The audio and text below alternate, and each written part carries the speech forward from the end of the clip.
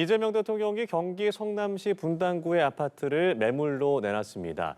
이 대통령은 돈 때문에 파는 것이 아니라며 부동산 정책 책임자로서 만인의 모범이 되어야 할 공직자로서 책임을 다하자 싶어 판 것뿐이라고 강조했는데요. 한편 국회에선 헌법소원 심판 대상에 법원 재판을 포함하는 재판소원제법이 본회의 문턱을 넘었습니다. 관련 내용 포함한 정치권 이슈들 서양호 시사평론가, 박용찬 국민의힘 영등포울 당협위원장 두 분과 이야기 나눠보도록 하겠습니다. 어서 오십시오. 예, 반갑습니다. 예. 이재명 대통령이 이 성남시 분당구에 있는 아파트를 매물로 내놨다라는 소식이 있었습니다. 이재명 대통령 SNS를 통해서 돈 때문에 파는 것이 아니다라면서 부동산 정책 책임자로서 만인의 모범이 되어야 할 공직자로서의 책임을 다하는 것이다라고 얘기를 했습니다. 그동안 사실 이제 부동산 정책에 대한 강한 드라이브를 걸고 있으면서 야권의 어떤 공격 대상이 되기도 했었는데요. 어떻게 좀 보셨습니까? 뭐 양수겸장 일석이조 같아요. 그 부동산 정책의 총괄 국정운영 책임자로서 솔선수범하는 모범을 보이고 또 과도하게 그 부동산에 집중되어 있는 자본들을 건전한 주식시장이라든가 이런 쪽으로 좀 유도해 나가려고 하는 일석이조가 아닌가 싶어요. 그동안 그 이재명 대통령이 일관된 그 부동산 정책을 통해서 실제로 부동산 상승세가 강남 3구를 필두로 해서 좀 주춤하고 있습니다. 그래서 네. 성과를 좀 본 것 같아요. 그래서 그동안 보였던 다주택자들이 다주택 소유하는 걸 불온시하는 게 아니다. 다주택을 소유했으면 그거에 따른 합당한 책임을 지고 세금을 물리자 뭐 이런 주장들이 이제 먹히고 있고 더 나아가서는 이제 다주택자뿐만 아니라 1주택자라도 투기용으로 가지고 있는 것들은 그 갖고 있는 것보다는 내놓는 것이 훨씬 더 유리한 환경을 만들겠다고 하는데 그 야당에서 그럼 대통령 당신부터 말이야 팔아라고 하니까 아마 이번에 직접 거주하고 있지 않은 향후에 퇴임 후에 돌아갈 집을 실제로 매물로 내놓음으로써 이런 1주택자도 투기로 비치는 것들에 대해서는 매각하는 것이 유리하다라는 것을 솔선수범해 보인 것 같고요. 또 한편으로는 이 판 돈을 가지고 뭐 ETF에 투자하겠다라고 이제 의지를 밝히는 거 보면 우리나라가 지금 현재 부동산에 투입돼 있는 돈이 2024년도 통계 기준으로 보면 한 7천조가 정도가 부동산에 매몰돼 있다고 하지 않습니까? 그래서 아마 그 돈들의 일부만이라도 경제를 투자하고 일자리를 만들고 선순환 구조를 만드는 이런 그 금융시장 쪽으로 주식시장이나 이런 쪽으로 유도해 나간다면 훨씬 더 국민들에게 도움이 되겠다 싶은 생각을 가지고 아마 이런 두 가지 의미를 가지고 본인이 퇴임하고 거주해야 될 아파트를 매물로 내놓은 게 아닌가 생각이 듭니다. 예, 해당 아파트 주변 시세보다 저렴하게 내놨다라는 얘기도 있고 야권에서 공격했던 부분 중에 하나가 이제 재건축해서 이게 시세 차익이 엄청 날 건데 왜 안 팔고 있느냐라는 공격의 대상이기도 했거든요. 어떻게 좀 보셨습니까? 저는 두 가지 메시지를 던졌다 그렇게 보고 있습니다. 네. 우선 첫째는 지금 현재 아파트 값을 비롯한 집값이 지금 꼭지점, 즉 최고점에 올라와 있다. 더 이상 집값이 오르지 않는다 하는 메시지를 던졌다고 보고요. 그러니까 대통령이 직접 본인의 아파트를 매도함으로써 내놓음으로써 더 이상 집값이 오르지 않을 것이다라는 메시지를 던진 것이다 이렇게 보고 있고요. 또 한 가지는 이제 똘똘한 한 채에 대한 지금 강한 메시지를 던졌다 그렇게 보고 있습니다. 그러니까 한 채를 보유하더라도 투자 내지 투기성 또 보유한 것만으로는 면피가 되지 않는다. 따라서 실거주 1주택만 허용하겠다라는 강력한 의사를 보여준 것이라고 볼 수 있겠죠. 얼마 전에 다주택자들에 대한 압박을 가하지 않았습니까? 네. 그래서 세금과 대출 이런 부분을 통해서 압박을 가했는데 이번에는 본인이 직접 가지고 있는 아파트를 내놓음으로써 이른바 후속 조치를 취한 것으로 볼 수가 있겠죠. 그래서 지속적인 매물 출회를 유도하기 위한 강력한 메시지를 던졌다. 저는 그렇게 보고 있습니다. 네, 이재명 대통령이 이렇게 분당 아파트를 내놓자 민주당 김현정 원내대변인은 지난 설 연휴 때 SNS 공방이 있었죠. 당대표 대표와 이재명 대통령의 SNS 공방에서 대통령이 팔면 나도 팔 것이라고 했던 장동혁 대표의 발언을 들어서 비판의 목소리를 내놓고 있습니다. 여야의 부동산 설전이 계속될까요? 어떻게 보십니까? 네, 앵커께서 말씀하신 대로 예전에 이재명 대통령 한 채 팔아라. 그리고 그 논란이 있을 때 아마 장동혁 대표가 대구인가 뭐 지방 제주도인가 지방을 갔는데 예. 아마 민주당 지지자가 장동혁 대표는 집 6채인데 왜 안 파냐 그랬더니 거기에 대해서 이재명 대통령이 팔면 나도 팔겠다 이렇게 즉흥적으로 대답했는데 이것을 이제 이재명 대통령이 팔았으니까 장동혁 대표도 팔아라 이런 단발머적인 걸로 여야가 공방할 게 아니라 차제에 이번 지방선거에서 여의 중심적 정책 이슈로 네. 민주당은 집값을 안정하겠다. 그래서 그걸 위해서 투기 수요를 차단하고 공공주도로 공급을 하고 실수요자를 보호하겠다라고 해서 집값 안정을 슬로건으로 건 거라고 마찬가지고 국민의힘은 부동산을 활성화해야 된다. 따라서 정부 규제는 좀 차단하고 민간이 자율적으로 재개발 재건축을 활성화하도록 지원해달라. 그래서 집값이 올라서 경제도 활성화된다. 이 두 가지가 대비되지 않겠습니까? 예. 이 두 가지 대비된 내용을 가지고 이번 지방선거를 통해서 유권자도 국민들로부터 그 선택을 받으면 사회적 합의도 이루어질 것이기 때문에 이렇게 좀 거시적이고 구조적인 문제를 통해서 국민들에게 선택지를 주는 게 좋지 나도 집 팔았으니 너도 집 팔아라 이런 얘기보다는 근본적인 질문들을 이번 지방선거를 통해서 국민들에게 선택지를 주는 것이 좀 타당한 게 아닌가 생각이 듭니다. 예, 이재명 대통령 부동산 정책의 어떤 비판 지점, 어떤 선명한 부분이 좀 필요해 보이지 않나 싶은 얘기들도 나오고 있어서 국민의힘은 어떤 고민일까요? 글쎄요, 뭐 이제 이재명 대통령께서 무척 애를 쓰고 있다라는 측면에선 뭐 저희도 그렇게 나쁘게 평가하고 싶지는 않고요. 다만 이제 집값을 떨어뜨릴 수 있는 시스템을 갖춰야지 저렇게 대통령이 매일 그 SNS 상에서 메시지를 전달함으로써 어떤 압박 내지 강압에 의해서 도대체 언제까지 이렇게 집값을 잡기 위해서 대통령이 계속 강력한 메시지를 내보내야 하는가. 다시 말해서 이런 식으로 해선 지속 가능하지는 않을 것이다. 네. 따라서 현재 저희가 여러 차례 언급하고 있습니다만 역시 가장 쉬운 방법, 가장 효과적인 방법은 공급을 확대하는 것이다. 예. 그리고 공급을 확대하는 가장 빠른 첩경은 역시 재개발, 재건축, 정비 사업을 제대로 신속하게 추진하는 것이다. 그렇게 보고 있습니다. 그래서 현재 서울 같은 경우에도 서울 전역에서 정비 구역으로 지정됐거나 또는 추진되고 있는 것이 한 600여 군데 되거든요. 그래서 이 600여 군데 잠재 물량이 한 30만 호에서 한 40만 호 됩니다. 그렇다면 정부에서 직접 나서서 서울시와 함께 이 30만 호, 40만 호가 신속하게 추진돼서 착공될 수 있도록 다 같이 노력하는 게 좋지 않겠는가. 네. 그런데 안타깝게도 지금 정부의 정책을 보면 반대로 가고 있어요. 예를 들어서 부동산 대출 규제를 강화하고 있다. 특히 이주비 대출을 강화하면서 지금 수많은 곳에서 정비사업 현장에서 정비사업 추진이 애로사항을 겪고 있고 어떤 곳은 완전히 정비사업이 멈춰선 곳도 있습니다. 이렇게 해서는 공급 물량을 빠른 시일 안에 확보하기가 힘들다. 따라서 이재명 대통령은 물론이고 정부에서 이 공급 물량을 신속하게 확보하기 위한 그러한 결단과 실행을 해야 될 것으로 판단되고 있습니다. 네, 알겠습니다. 또한 오늘 민주당이 추진 중인 사법개혁 3법 중에서 재판소원제법이 국회 본회의를 통과했습니다. 그러니까 기본권을 침해했는지 이 헌재의 대법원 판결도 가릴 수 있다라는 내용인데 결국에는 뭐 야당은 계속해서 반발을 하고 있는 가운데 오늘 박영재 법원행정처장이 이에 반발해서 전격 사퇴를 했습니다. 이 상황 좀 어떻게 보셨습니까? 뭐 사퇴 쇼죠. 제가 볼 때 박영재 법원행정처장 행정처장하면서 대법관 겸직하고 있지 않습니까? 예. 겸직하고 있는 보직 하나 던져놓고 마치 대단한 기득권이라도 포기한 것처럼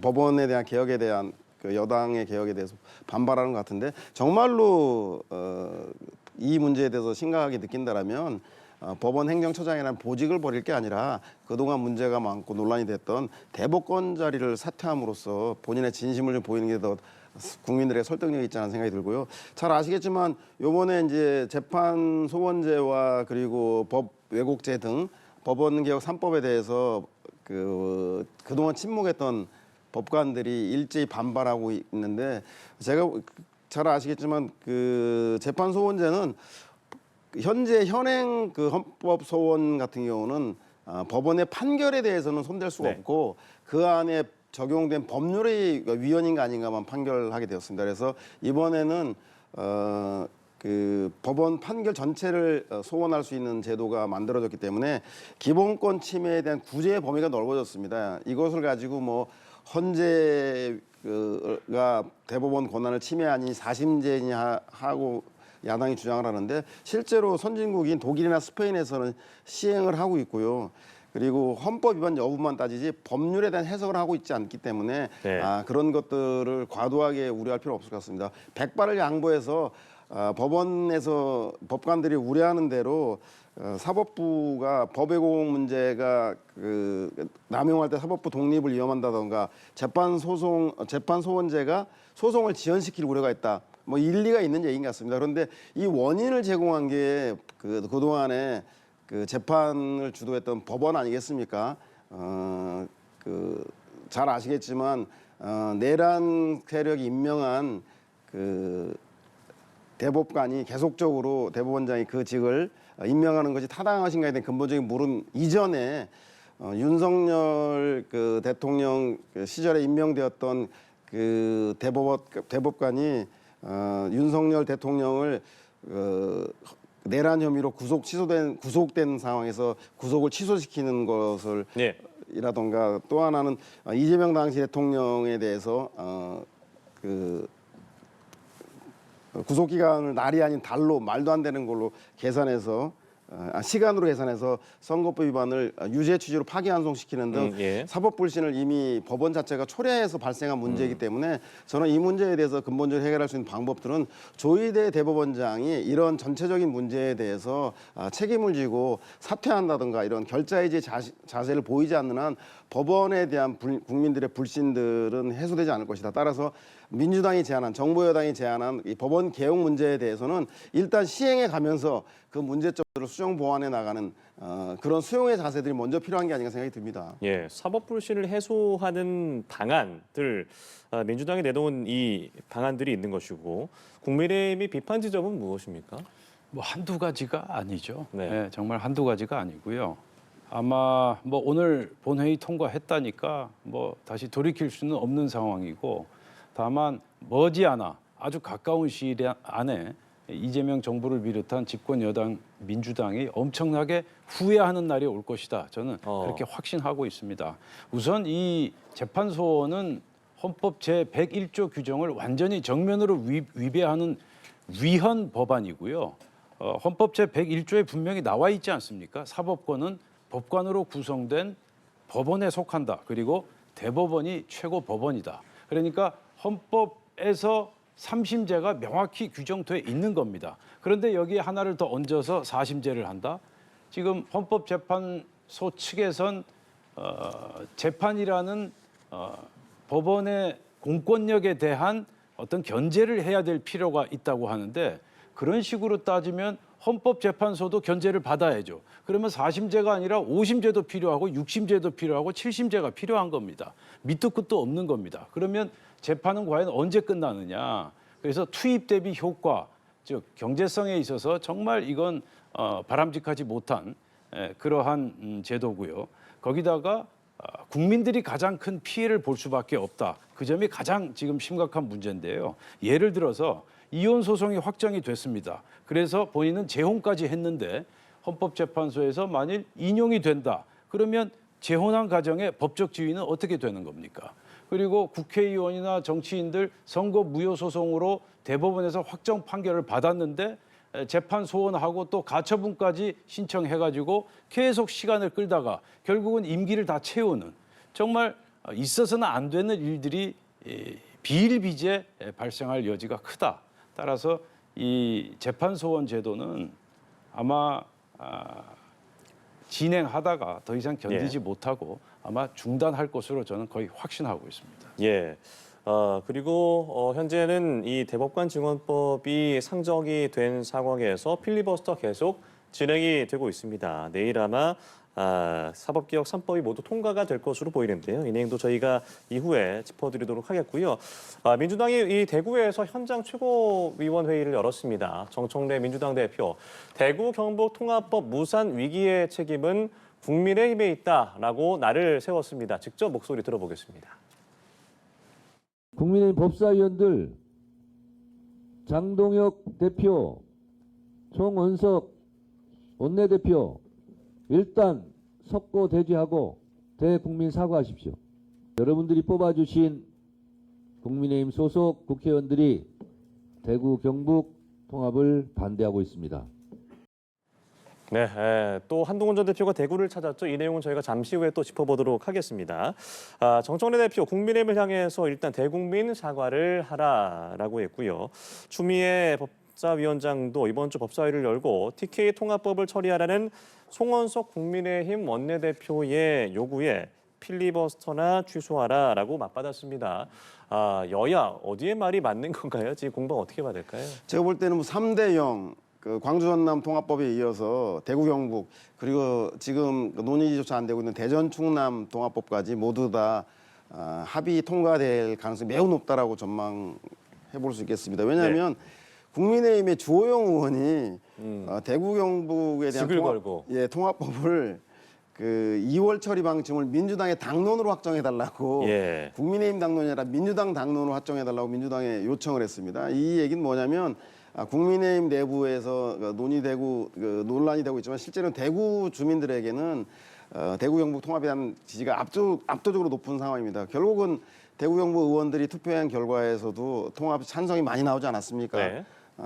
명시적으로 장동혁 대표와 송원석 원내대표가 대구 경북 통합법에 반대하는 이야기를 공식적으로 공개적으로 하고 있지는 못하는 상황입니다. 이만 지방에 대한 아주 그 여론이 악화될 것을 우려했기 때문인데 마찬가지로 대전 충남 통합법도 원래는 잘 아시겠지만 국힘 소속인 김태흠 충남지사하고 이장우 대전시장이 먼저 주도했던 것입니다. 네. 그렇게 주도했다가 민주당이 주도하니까 제안하니까 이제 거부한다. 그때는 맞고 지금은 틀리다는 얘기인지 그래서 아마 전체적으로 잘 아시겠지만 우리나라가 수도권 과밀 문제를 해소하고 지방 소멸을 극복해 나가기 위해서는 이렇게 경쟁력 있게 도시를 통합해 나가는 행정 통합이 무엇보다도 필요한 것을 지역의 지방에 계신 주민들이 너무나 잘 알고 있기 때문에 그 주민들의 여론에 역행한다면 아마 이번 지방선거에서 국민의힘이 심판이 명확히 될 것이고 무엇보다도 본인들의 텃밭이라고 있는 대구 경북에서조차도 그 보수적인 대구 경북에서조차도 국민의힘 당원들로부터도 용납받지 못할 것이기 때문에 저는 생각보다 대구 경북은 물론이거냐 대전 충남까지 광주남이어서 세 개 지역 모두가 여야 합의로 지방행정 통합법이 통과될 것으로 전망해 보겠습니다. 예, TK 통합에 대해서 국민의힘의 명확한 입장은 뭔가요?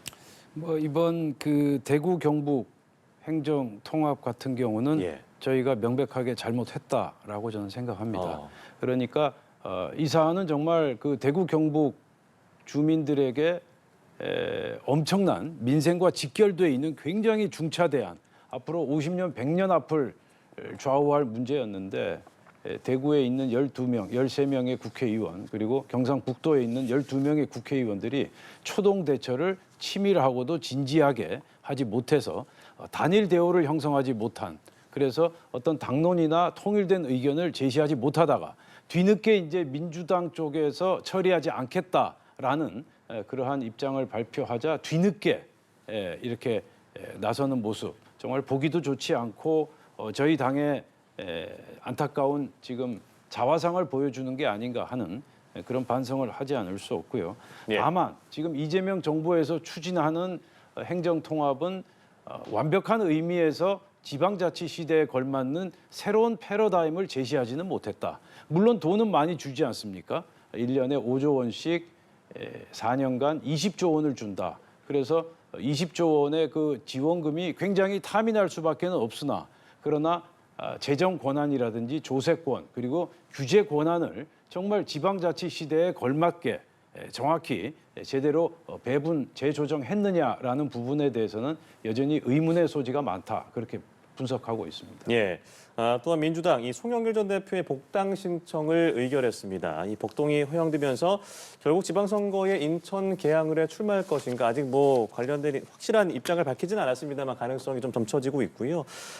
이 대통령의 측근인 김남준 전 청와대 대변인 이미 계양을 출마 의사를 밝혔습니다. 아직 공천 룰이 뭐 확정이 되지 않은 상황인데 어떤 후보가 좀 공천을 받을 수 있을까요? 어떻게 예상하십니까? 오늘 송영길 전 대표 출판 기념회 그 대학로에 있는 뭐 대학에서 했는데 다녀왔는데 뭐 인산인해더라고요. 아마 그 서사가 만들어져서 윤석열 정부로부터 탄압받다가 다시 살아 돌아온 그런 서사가 있기 때문에 많은 그 지지자들부터 지지를 받아서 열기가 있는 것 같습니다. 그런데 예. 잘 아시겠지만 정권 초기의 재보궐선거는 사실은 국정 운영의 방향을 제시하는 그런 기획 전략이 아주 상당히 필요합니다. 그래서 경선보다는 지도부의 리더십에 의한 전략 공천으로 예를 들면 지금 가장 이슈가 되고 있는 집값 안정에 대한 전문가라던가 AI 성장 문제에 대한 전문가들 그리고 양극화 문제가 심각하기 때문에 국민 통합을 이룰 수 있는 상징적 인사들 그리고 대통령의 국정 철학을 같이 하는 사람들 이런 사람들을 정권 초기에 전면 배치해서 앞으로 이 정권에 나갈 방향들을 국민들로부터 네. 평가받고 재신임받고 합의를 이뤄나가는 과정이라고 본다라면 거기에 맞게 좀 지도부가 전략 공천을 통해서 그 대상을 선정했으면 좋겠고요.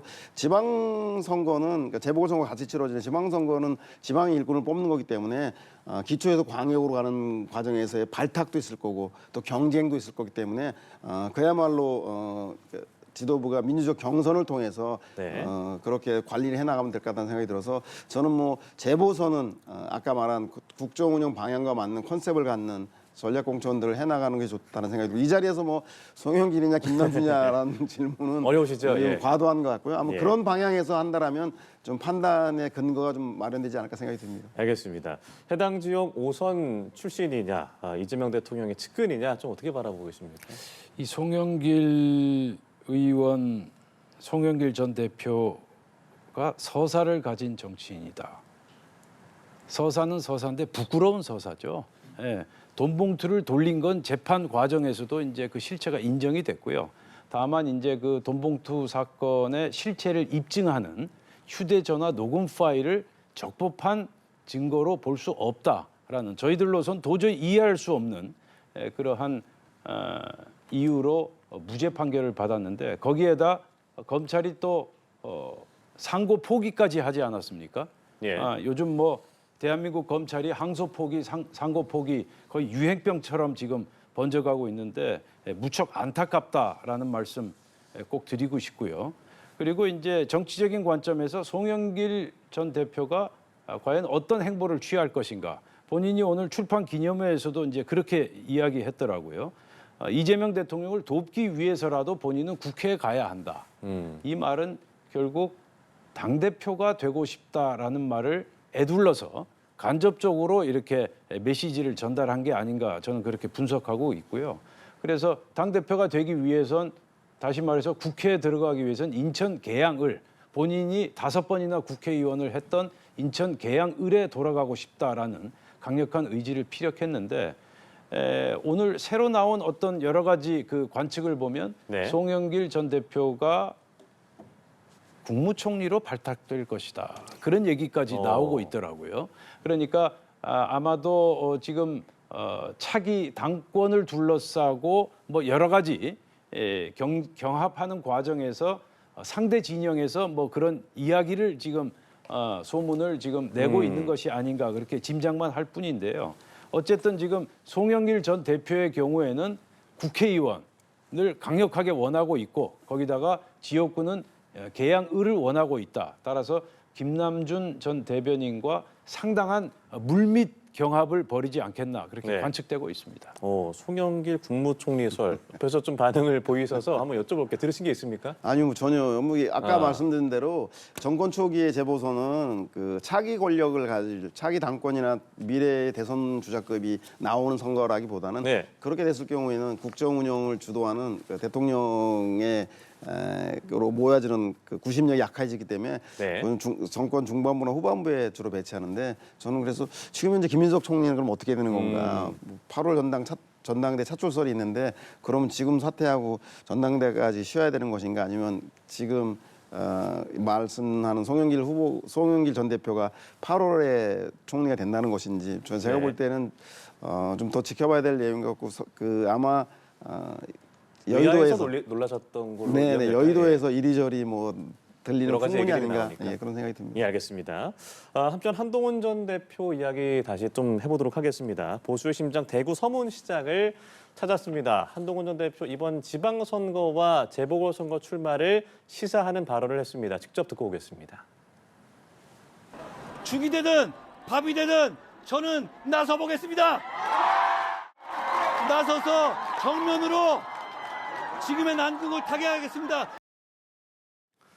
네, 대구를 찾은 한동훈 전 대표, 서문시장 꽤나 많은 인파가 몰렸습니다. 이 현장에는 친한계로 꼽히는 우재준 청년 최고위원, 배현진, 박정훈, 안상훈, 정성국, 진종호, 김혜지 의원 등이 동행을 했습니다. 오늘 여러 가지 얘기들이 좀 나왔습니다. 좀 어떻게 들으셨는지 여쭤보겠습니다. 죽이 되든 밥이 되든 나설 것이다. 네. 그것도 이제 대구 서문시장에서 이제 본인이 메시지를 전달하지 않았습니까?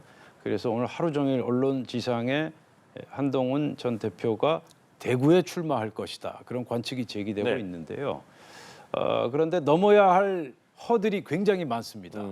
우선 대구 지역에서 지역구가 비어야 한동훈 전 대표가 출마할 수 있지 않겠습니까? 네.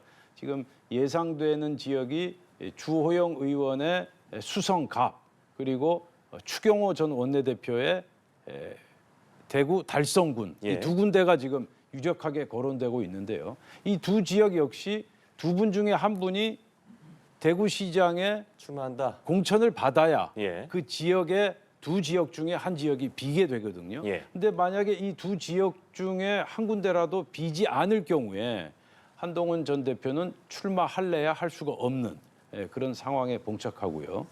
거기다가 지금 만약에 두 지역 중 한 지역이 비워진다 하더라도 대구 정서가 한동훈 전 대표를 과연 흔쾌하게 받아들일 것인가? 뭐 솔직히 얘기해서 뭐 다들 아시는 내용이지만 보수 텃밭인 대구에서는 한동훈 전 대표에 대해서 배신자 프레임이 적지 않아 있는 것도 사실이고요. 그리고 대구 지역에선 외지인에 대한 흔쾌한 환영을 하지 않는 그러한 이제 관행 내지는 그러한 정서가 뿌리 깊게 내려져 있는데요. 예를 들면 지난 2004년 17대 총선에서 7선 의원을 하던 조순영 의원이 출마했다가 그것도 수성갑이었습니다. 네. 수성갑 지역에 출마했다가 낙선했고 낙선 등수 역시 3등으로 낙선했습니다. 그만큼 이제 대구가 외지인에 대한 반김, 외지인에 대해서 어느 정도의 텃세를 가지고 있는 그러한 지역이다라는 점으로 볼 때 과연 대구에서 출마하면 당선될 수 있을까? 거기다가 국민의힘에서 후보를 안 낼래야 안 낼 수 없지 않겠습니까? 자, 그렇게 되면 표는 나누어 가지게 되고 과연 당선할 수 있을 것인가? 만일 국민의힘 후보도 낙선하고 한동훈 전 대표도 낙선한다. 그렇게 될 경우에는 엄청난 정치적 타격과 함께 후폭풍이 일 것이다. 그런 관측마저 나오고 있습니다. 예, 일단 전막은 좀 어렵게 관측을 하셨는데 평론가님께서는 어떻게 좀 예상하세요? 저는 뭐 믿자 이익이다. 한동훈 대표 반드시 출마할 것이라는 생각이 듭니다.